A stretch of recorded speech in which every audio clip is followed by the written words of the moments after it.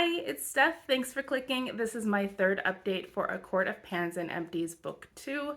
This project, as well as the first one, was created by Paula of A Beauty Guru Made Me Do It. It is based on the book series A Court of Thorns and Roses by Sarah J. Maas. This, of course, as I said, is Book 2, which is A Court of Mist and Fury.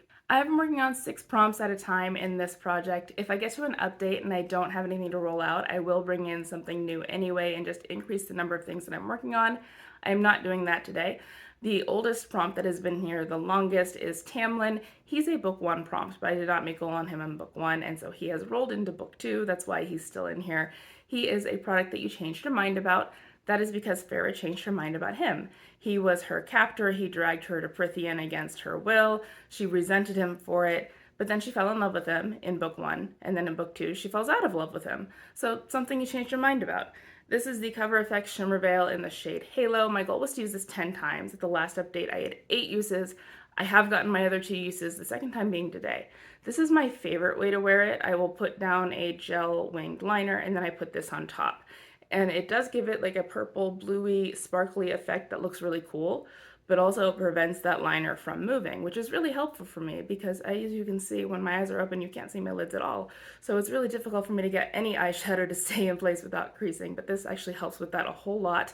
I thought this was going to be very difficult to use and messy. Whenever I got it out of an advent calendar, I wasn't that excited, but I actually really love it. It does firm things up pretty quickly. It dries down, it holds things in place.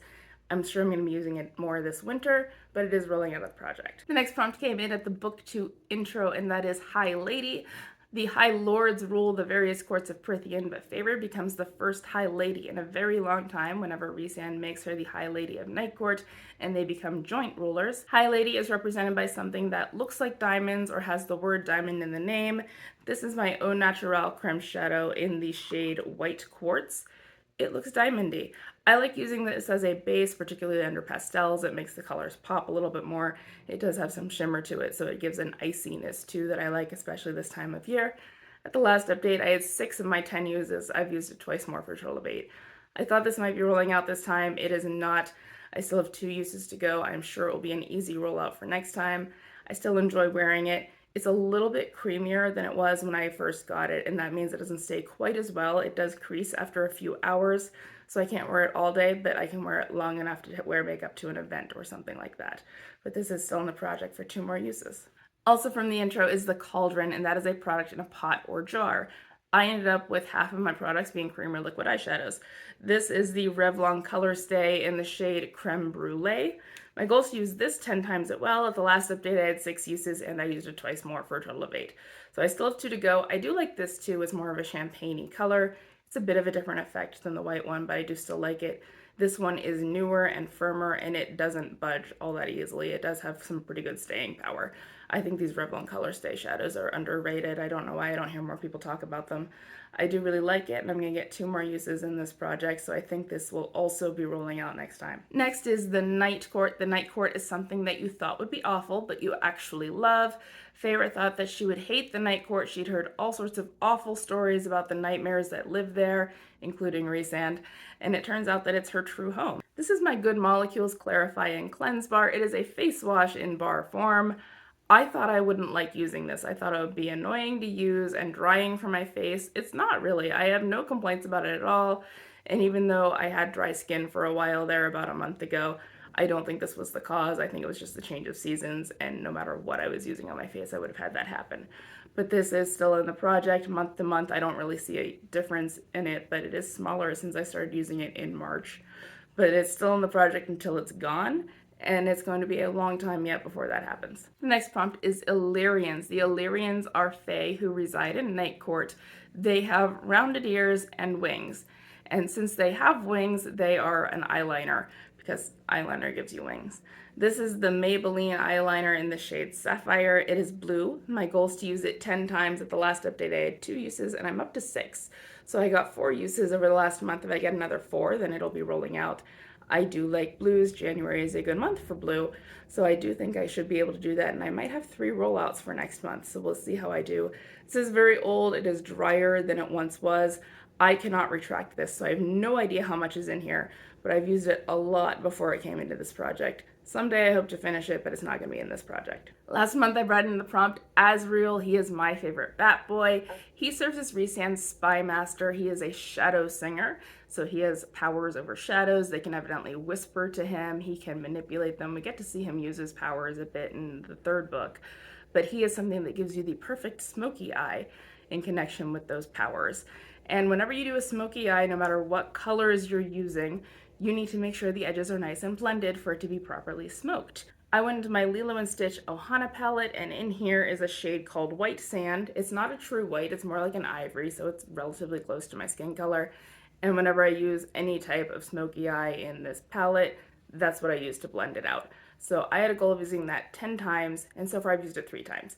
I have 7 uses to go. I have other palettes that I've been using that also have similar type shades, and I'm not the type of person who just uses one shade from one palette and then another shade from another palette. I use one palette per look most of the time, so it's just whenever I use this palette, I'll use that to blend if it applies. So 7 uses to go, maybe next month, maybe March. I don't know yet, but it's still in here for now. Since I did meet my goal in the cover effects shadow for Tamlin, I did randomize another prompt to replace him with, and I got Morrigan. Morrigan is a member of Rhysand's inner circle, and she's also his cousin. She does frequently wear red, and that is partially because her father hates it. She moved out like 500 years ago, but she still likes doing things to spite him. We don't like her father, it's okay. For my red item, it's actually not a makeup product. This is the Bath & Body Works Pocket Back in the scent Winter Candy Apple.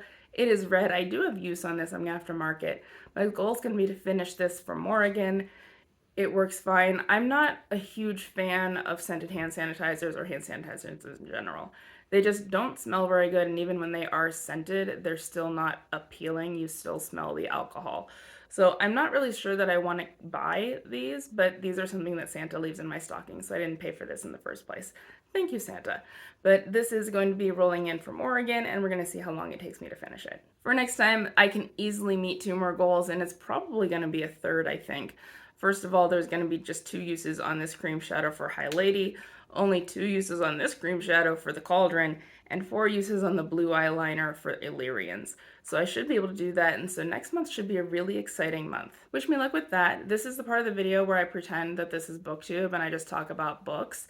I had said that I would reread A Court of Mist and Fury for this update, and that did not happen because I was reading other things that I got from the library.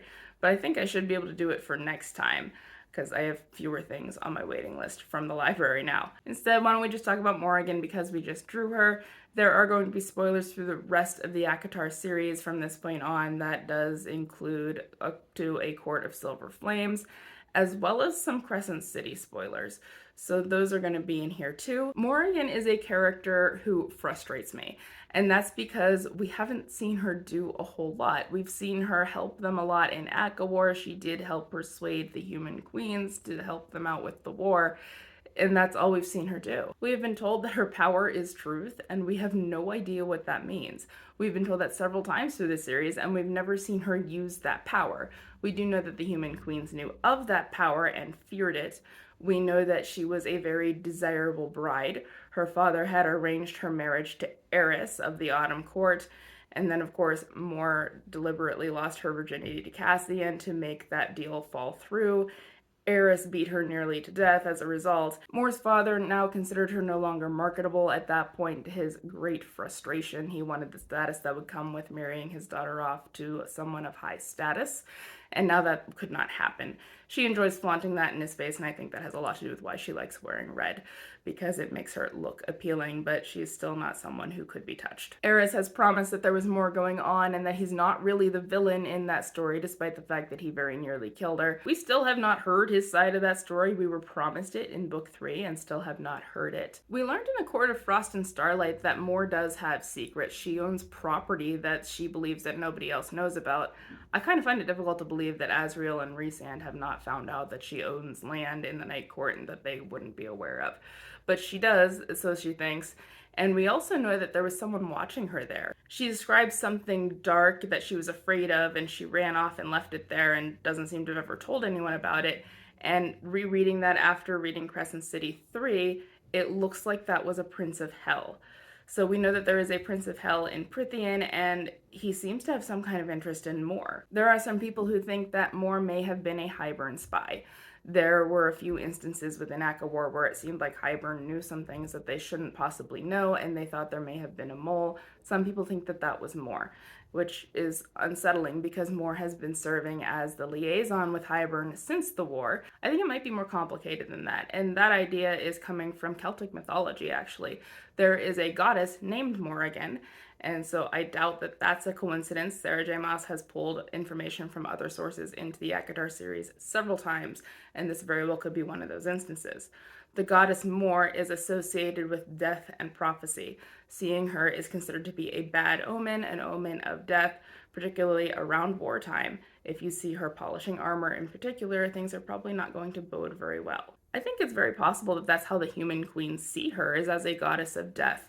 The human queens were not alive during the war 500 years ago, but they did know of the Morrigan, and they seemed to fear her whenever she spoke. They did know who she was. Interestingly, the Morrigan of Celtic myth is also a goddess of prophecy, and Elaine has the gift of a seer. So those two seem to be parallel to each other. It is speculated that ACOTAR Book 6 is going to be focused on Elaine.